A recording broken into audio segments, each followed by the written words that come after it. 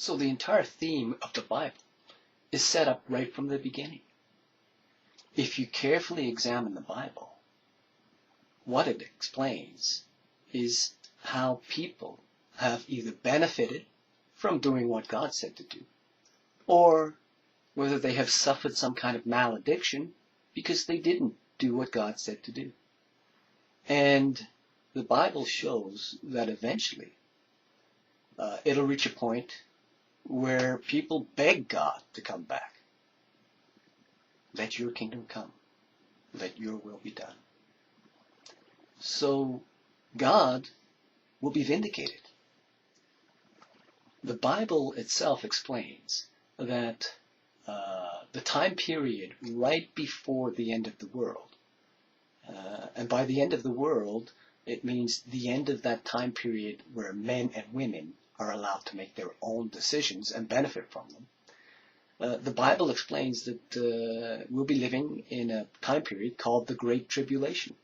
And so the results of all those accumulated decisions made by men and women throughout the generations will cause the world to deteriorate to the point where we're living in distressing times, the Great Tribulation. And in fact, the world itself has already deteriorated to the point where some people believe that we are in fact now living in that time.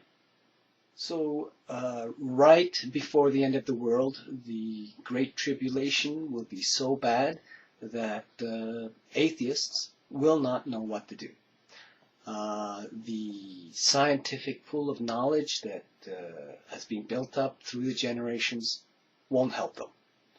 And this is prophesied in the Bible in Luke chapter 21 and verses 25 and 26.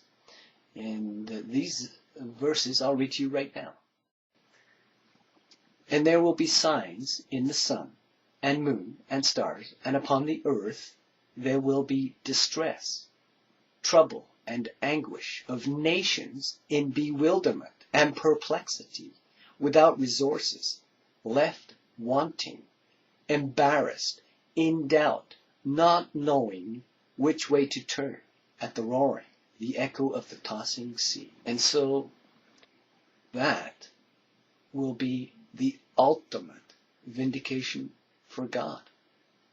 Here we have a situation where it doesn't matter what decisions men make, they won't be successful. They won't know what to do. Why? Who is it that will know what to do?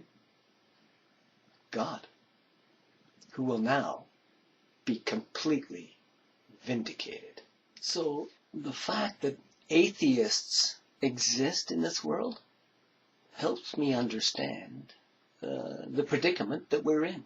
It helps me understand and believe in the Bible and gives me hope that in the future I have the possibility of living in a world where God makes the decisions and people can benefit from those decisions.